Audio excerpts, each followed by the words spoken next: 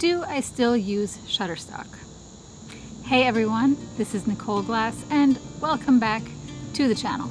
Some of you might be wondering whether or not I still use Shutterstock, a stock photography platform that I used to talk a lot about on this channel, especially in the beginning.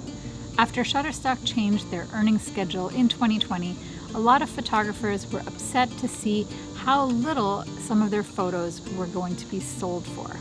Seeing photos being sold for just 10 cents was really infuriating for a lot of people. Some photographers left the platform, others simply just stopped uploading. For a while, I too stopped uploading photos to Shutterstock and I switched my focus elsewhere, especially over to Pond 5, and focused more on video.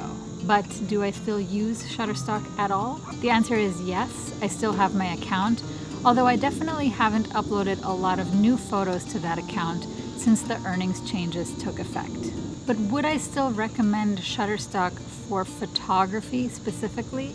Well, let me analyze and break down some of my own personal numbers to see what I think would be worth your time. And again, this is just my opinion based on my numbers.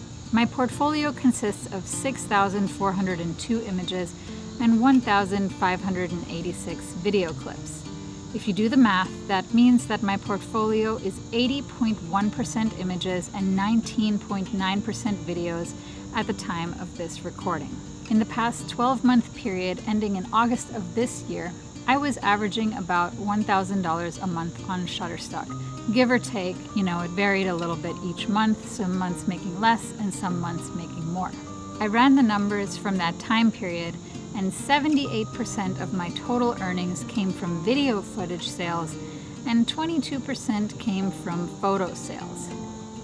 So I think those numbers speak for themselves. Although only 19.9% of my portfolio consists of video clips, 78% of my earnings came from video sales.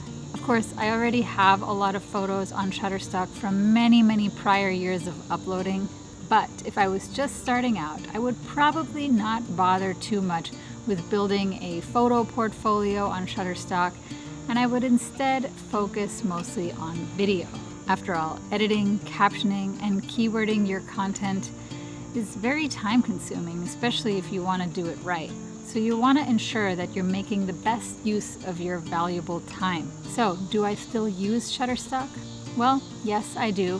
With the main reason being the fact that my videos are still doing very well. But to be honest, in the last 9 months, or more specifically, the last 38 weeks or so, I haven't uploaded a lot of new content. One of the reasons being that my focus has been on something new. Oh wait, did I just give something away? Seriously though, this is one of the reasons I haven't really been out there documenting protests and, all the stuff that's going on around me. Because physically, it's just been very challenging.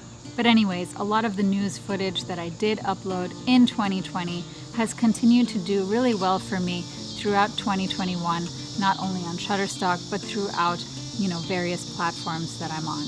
So I personally still use Shutterstock, but I also understand people who left the platform and decided that it was no longer for them.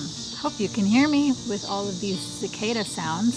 So anyway, that's it for today's video. Be sure to give it a thumbs up if you found it useful.